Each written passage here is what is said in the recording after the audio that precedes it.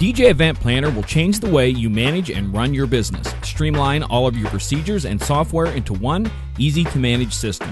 DJ Event Planner, the ultimate online planning tool.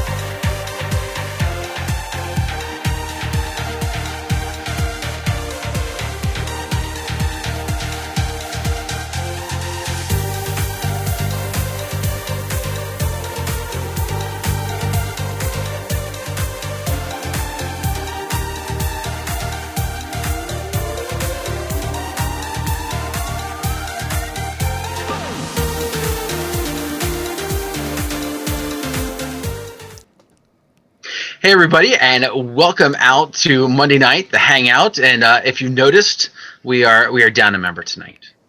1, 2. Can't count to 3. No Brady Bunch yet. That's later.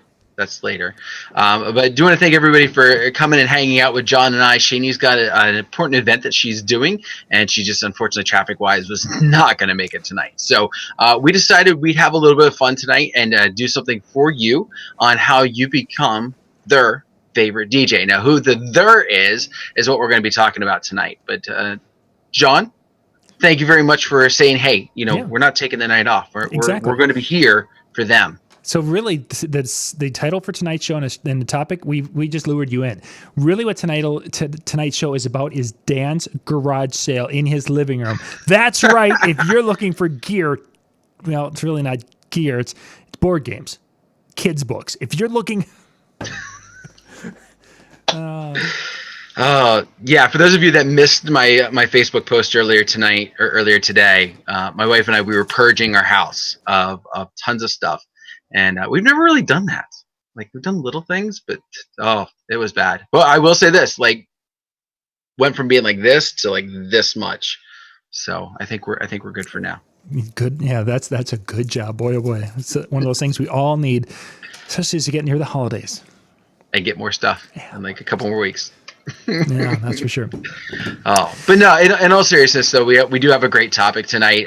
No, it's not going to be 5 topics, anything along those sorts. But we figured we'd take kind of some good tips. One of the ideas is that as John and I were talking about what we could do tonight, one thing that just kept popping up in my head is how do we get more events? We're kind of in that more marketing type of idea and that kind of thing. And as much as we might hate this, DJs tend to be one of the things that get booked later. Yes.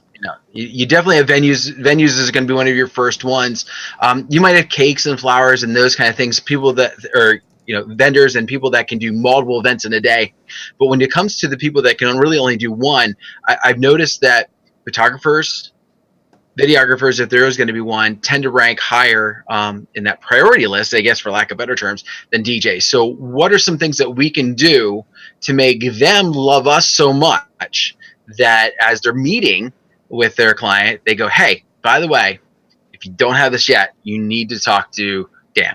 You need to talk to John, and you need to get them taken care of now. Because I will say this, as things have kind of ramped up, I've noticed I get more from the vendors that I work with, and I tend to work with them repeatedly, than I would say half the other advertising I have, just because it's that word of mouth thing. Mm-hmm. And they've already put the trust in that person. So that, it's kind of like not just their friends are telling them, but they're also running it into some other people as well. So that's what tonight I kind of envisioned we would talk about and kind of begin with. John, do you have anything you want to start with in particular? I've jotted down a bunch of notes here. I do. Good. So the first thing I want to touch on this is it's not an overnight solution. It takes time. It is sometimes long and painful to develop these relationships and to become that trusted person and to become that referred where vendors will find out that, hey, wow, Dan does a really nice job. Yeah, I saw Dan last weekend too. When they need that time to not only trust you, but they need that time to find out that others feel the same way. Because once they find out that the venue and the photographer both like Dan, then they are going to even be more on Dan's team. That doesn't happen overnight. It doesn't happen even in 1 year. The seeds we're planting today, this is a long-term plan or a long-term approach. We're going to be harvesting these in late 2019, 2020, and maybe even later than that. We'd love to go quicker, but it's not that type of a thing. No, I think with some aspects that if you think about it, one of the reasons why it takes that time, think about how many times you work with a particular photographer. Think about how many times you may be at a certain venue.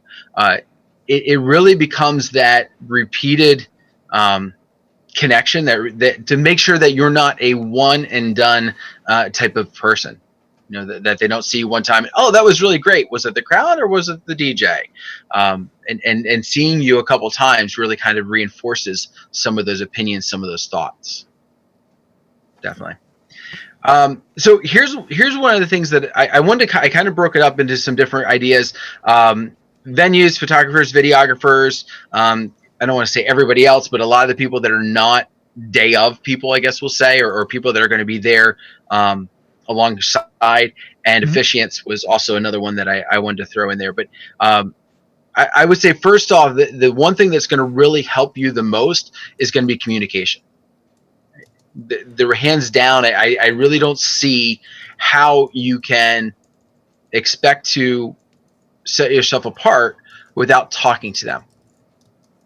So, for example, one of the things that I will do as soon as I have kind of all my pieces in a row, I've talked before that I meet with a couple about 2 months in advance. And so what I like to do is after I meet with them is I will reach out to the venue. I will reach out to the photographer, videographer, and just basically say, hey, just got done meeting with Bobby and Susie, and they are so excited about their wedding here at your venue, or with you taking their shots for the day. A couple pieces that we didn't talk about that I wanted to talk with you about, and just go into breaking this down. I stole that idea from Dave Ternier because he kind of even shared one of his scripts one time. It may have been in his blog area. I don't use the script because the language to him, I think, is Canadian speak. Yeah, exactly. There's a huge translation problem when it comes to the Canadians. He said "a" like 40 times in the message. It was awful. Yeah. But no, in all seriousness, like sending that message just to kind of introduce yourself first off, if you've never worked with them, but if you have, just to say, hey, in case you didn't know, we're together again. I can't wait to see you again. It's been great. It'll be a chance for us to catch up and to work together on this event, and really kind of setting that apart. Using that to kind of set up the communication that's going to continue throughout, and then especially that day of really, really helps. So definitely introduce, catch up, keep it in contact with those people, especially if you've got an event coming up. Just to, again, top of mind is really going to help. And then once you have the itinerary in place, coming back and sending it to them. What I thought was funny was I've had a bunch of photographers and videographers who make that their background image or their lock screen image, I guess, the itinerary that I send them. Like, not the one that they created, not the one that, not the one that came from whatever. It was the one that I sent them, after going over with a couple and just being like, hey, and because I go to give them a paper copy, like just to double check, hey, in case you didn't bring it with you or whatever, in case you didn't print it out, here's, no, we got it. Look, it's right here in our lock screen. I'm like, that's kind of cool. By the way, a little cheat that I do, I put my name and contact information at the bottom of the itinerary I send them. Nice. So it's on the page is my contact information. Again, the couple's name is great because that helps them identify it's this wedding versus the one they have next week or the next day or whatever. But having your contact information at the bottom, because, oh, you know what? That guy sent me that. Oh, who is that? Oh, it's right there at the bottom of the page. So they can cut it off if they print it out. They can resize it if they want to, but it was there when I sent it to them. So I like to use that. So excellent. Moving on, John. At any point, if I have like a whole page of notes. If at any point you want to jump in, just I will jump in, or I'm going to have my 5 minutes rebuttal at the end, or both. So let's start talking about venues in particular. One of the ideas I took from DJ Expo last year, and oh my gosh, I am blanking on his name. Donnie Lewis. Yeah, Don Lewis. Yep. Yeah. Yep.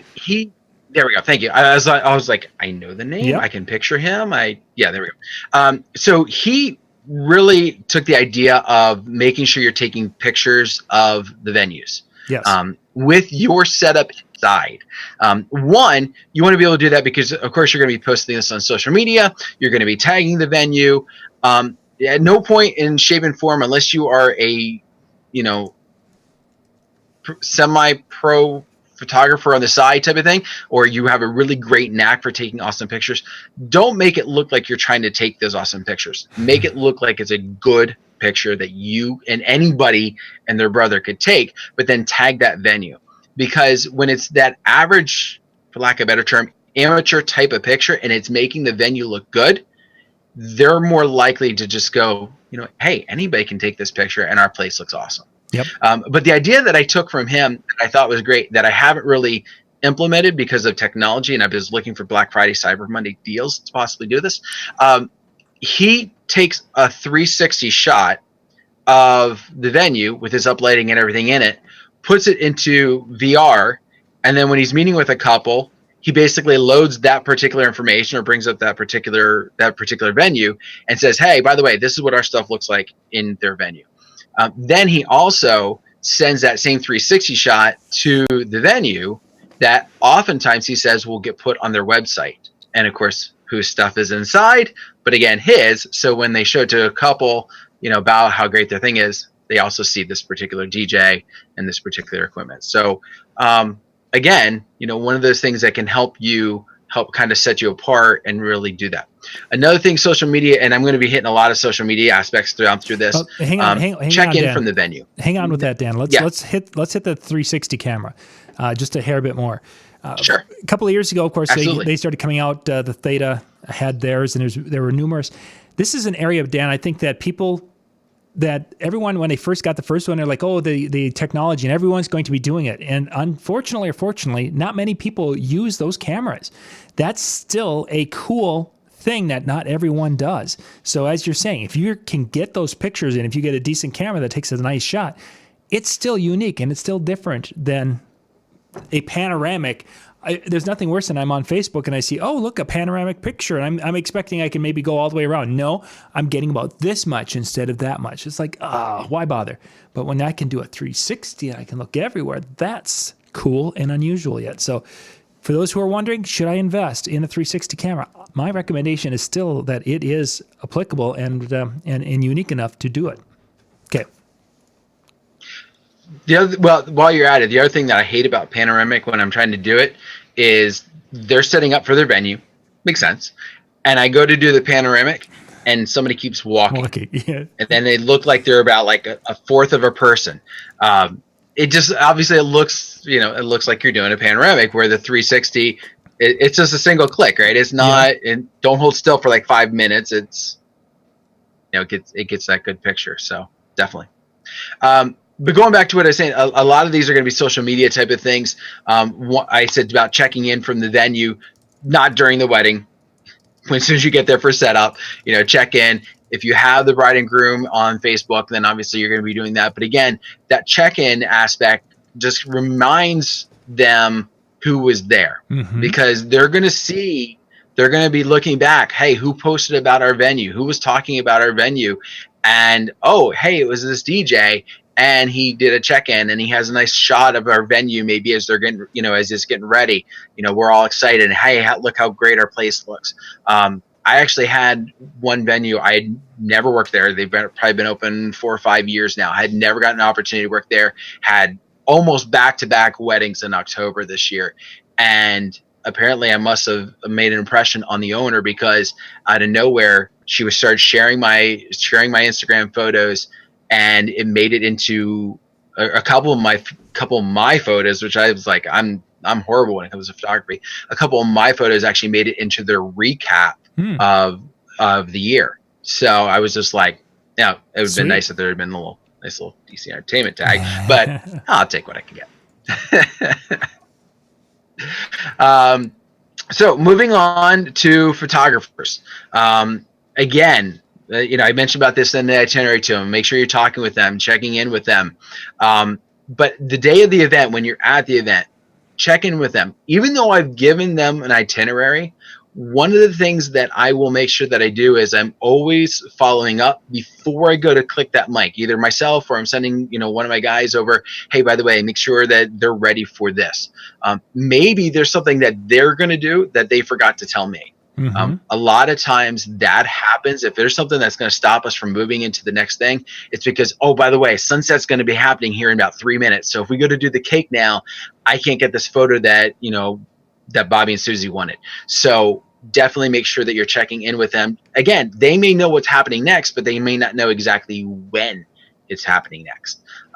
So also, if you have a good relationship with them and you see something a shot that they might be missing, maybe even if there's two of them, one shooting over this direction, one shooting over that direction, and right in front of you is this priceless moment that the groom and his grandma decided to get out and break it loose on the dance floor, and neither of them were going to see that, then I would definitely make sure that hey, by the way, not over the microphone, obviously, but you're going and grabbing their attention. I've done that once or twice, just recently, just because the photographer that I was working with, again, they just happened to be looking in the wrong direction. I say you need a good relationship with them. I'm not saying you have to be buddy-buddy, but you don't want to come across like you're telling them what to do. I don't, I didn't want to, make sure you get this shot. No, just, hey, by the way, in case you didn't see this, and usually it's just enough to kind of direct their attention in the right way, and boom. I'm kind of half watching the chat as well, and John Mnemonic, watermark your pics. Yeah. I got to get better. Yeah, it's kind of it. It's just one of those things when you're in the moment, it's like Instagram pic and it's like, I want to post, and I forget that part. And then if they're doing a group shot, don't be afraid to help. I watching different Facebook groups and things like that. I've seen some DJs are like, I'm not the photographer. I don't need to help them set anything up. They're taking away my dance floor. Yep. No, if you think about it, they're putting 200 people on your dance floor for you. Yes, they're not dancing at that exact moment, but the more people that they get on the floor, the easier it's going to be when you suddenly say, all right, boom, and then go into whatever song you're going to go into, and you've already got them on the floor.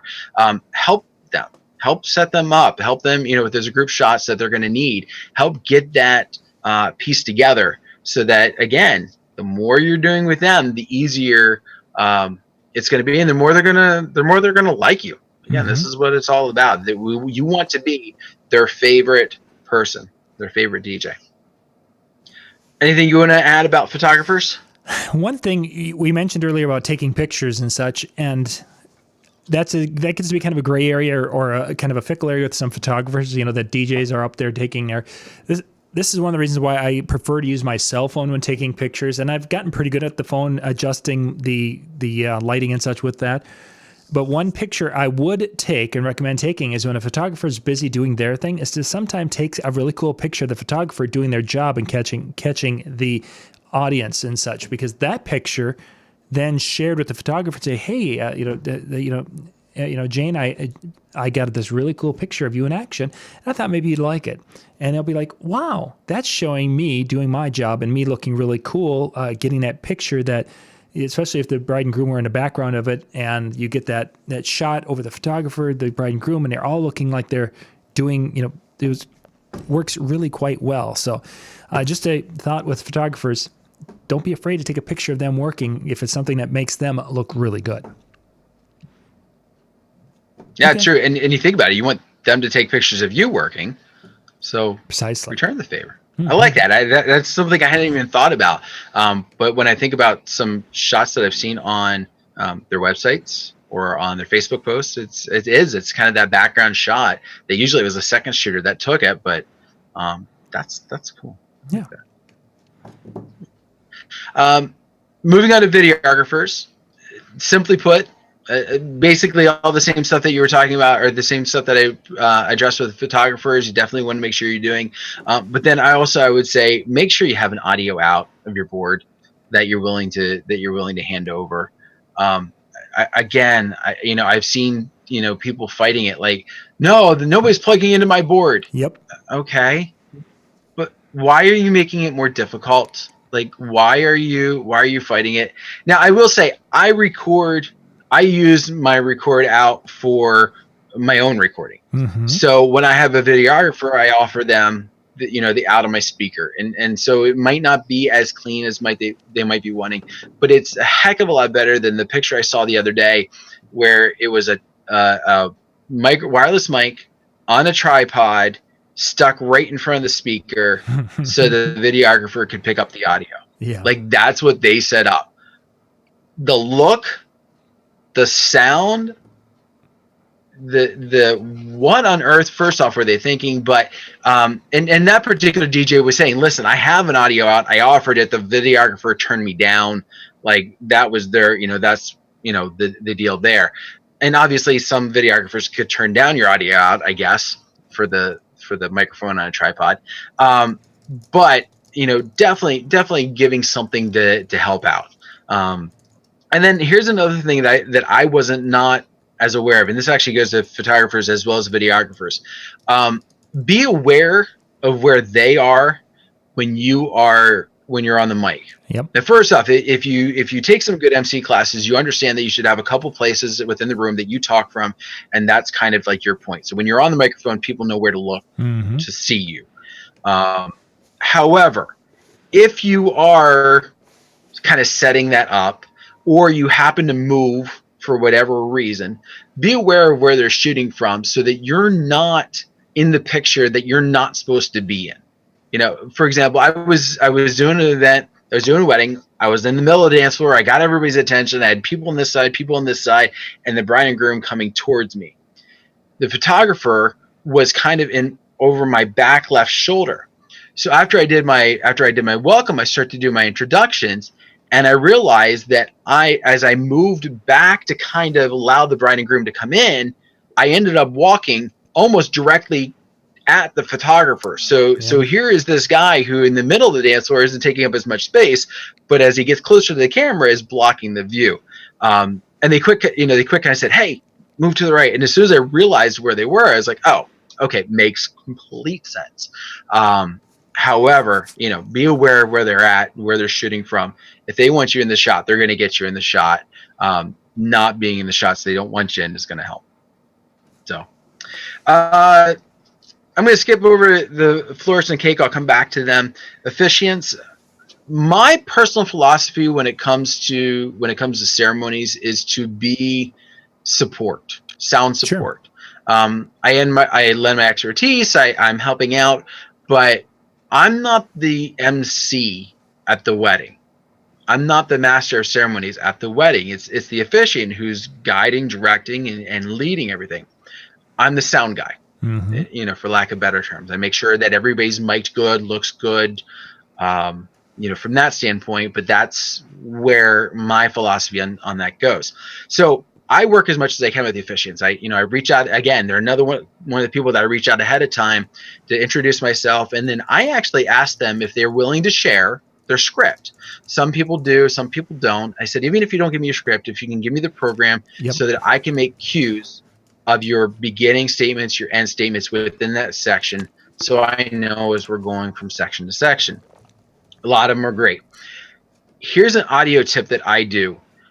When I have, and again, this talks about weddings, when I have an officiant who's doing the repeat after me sections, sure. the vows, the ring presentation, I ask them, or I let them know, hey, by the way, during that section, I'm going to turn you down and the microphone on the couple is going to be up. And I tell them that because the one time I didn't, or the first couple times I didn't, I kind of had an officiant who stopped for a second, thought that the mic gave out, only to realize that no, I was, everything was fine. We didn't hear them. We're hearing the couple. Yep. And so that's always been one of my little peeves. You're going to they're going to get picked up somewhat, but it's not like they're strong like they are otherwise. So that's one of the things that I do, but I let them know, I let them listen, I'm here to make you look good. I'm here to make the couple look good. And so I'm going to do a couple of these things just so that and that things don't suddenly back out and freak them out or whatever. One of the things I also say is don't go with good enough. And I might need to explain that just a little bit. But don't go with good enough if it can be better. For example, I've had some people who they put a wireless microphone on a tripod and they stick it between the bride, groom, and the officiant. And the response is, it works. Yeah, it'll work. So would a shotgun mic from the back of the auditorium potentially work, but is it really what should be done? Right. I think it's important to invest in the right gear, to invest in what's gonna make a difference. And the officiants are going to remember this as well. Usually they don't have as much say, I think, to the couples as far as like, hey, this is the DJ you should go with, unless they're like personal friends and that kind of thing. But I had an officiant that I ran into. He's an insurance guy in town here.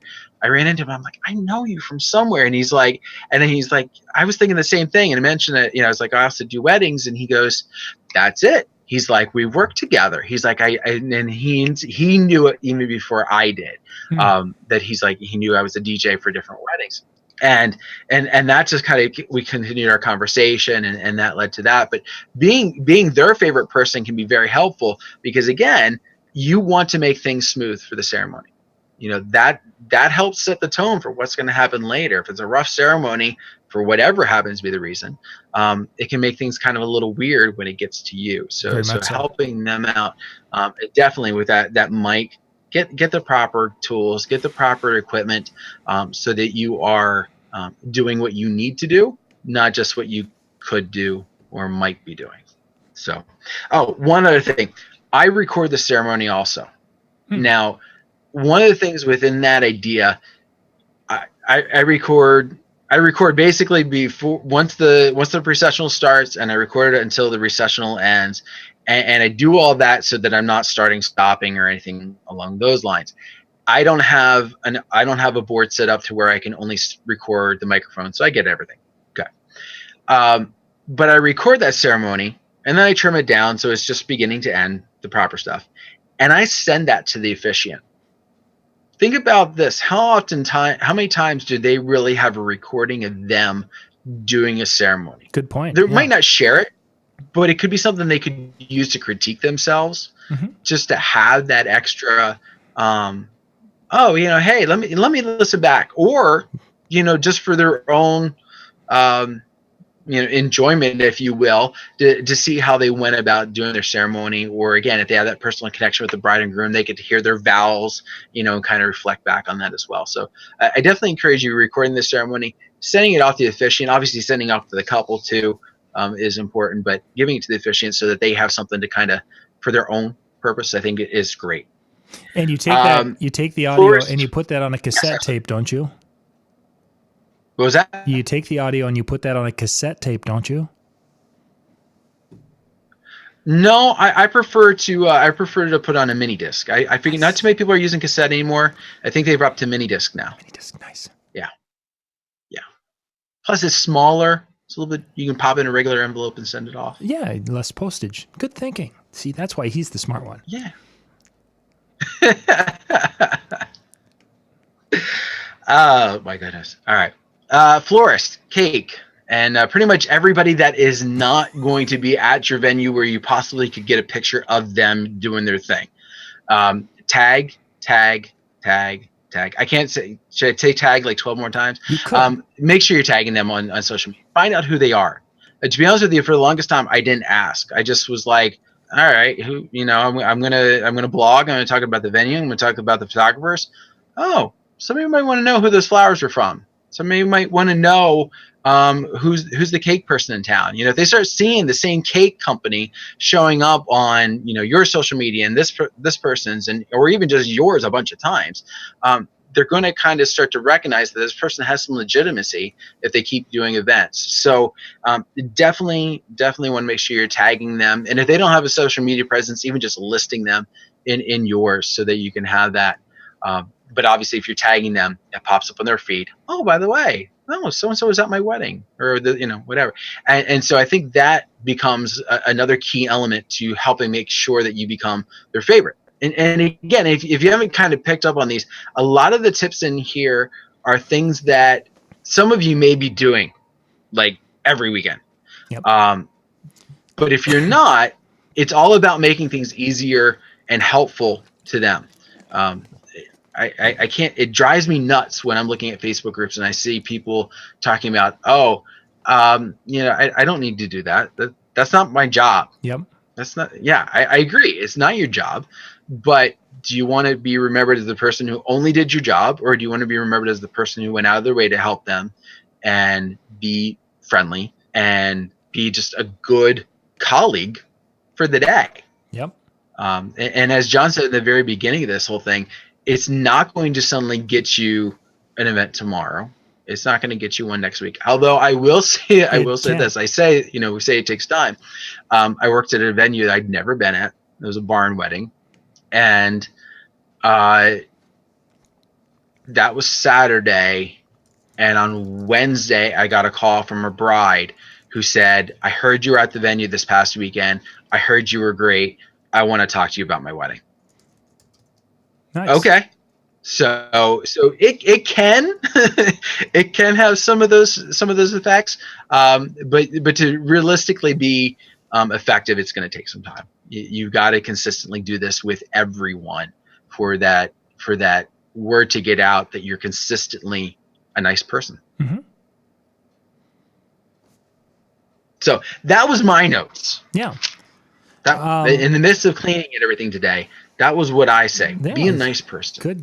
Good list here. Bear asked on Facebook a question about the recording of the ceremony. Do you ask the permission of the bride and groom and the officiant beforehand, or do you just basically do it, give them a copy, and hope that won't be offended, I guess, is the best way to say it.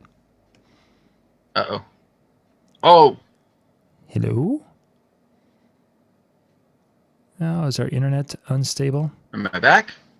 Yeah, I think you're still here. I can see you. There we go. Okay. Well, so you froze solid, and it said my internet connection is unstable, and I froze. So I was like, uh-oh. No, I've got audio, but I don't have. So you publicizing literally the only two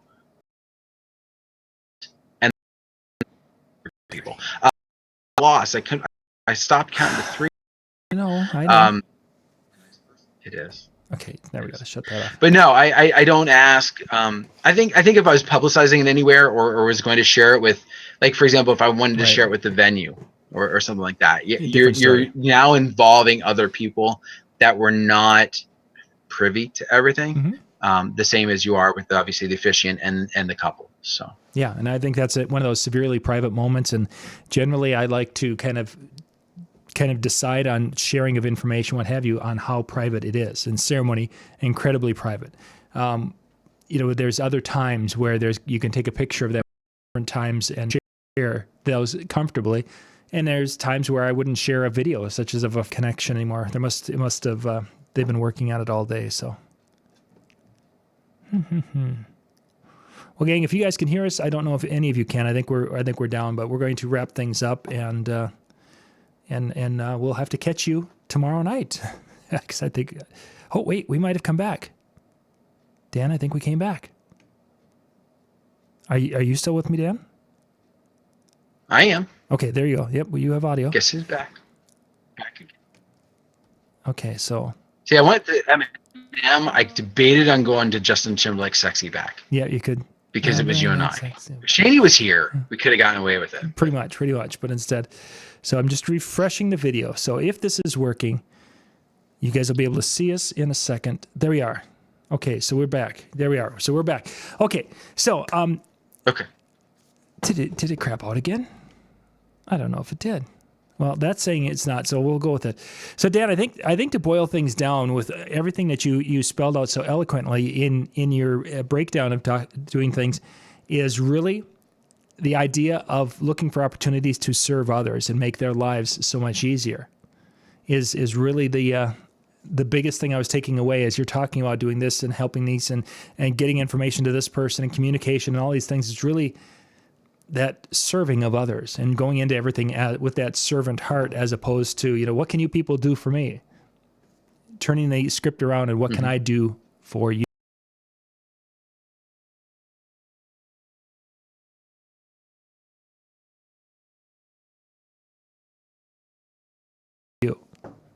So that's my thing.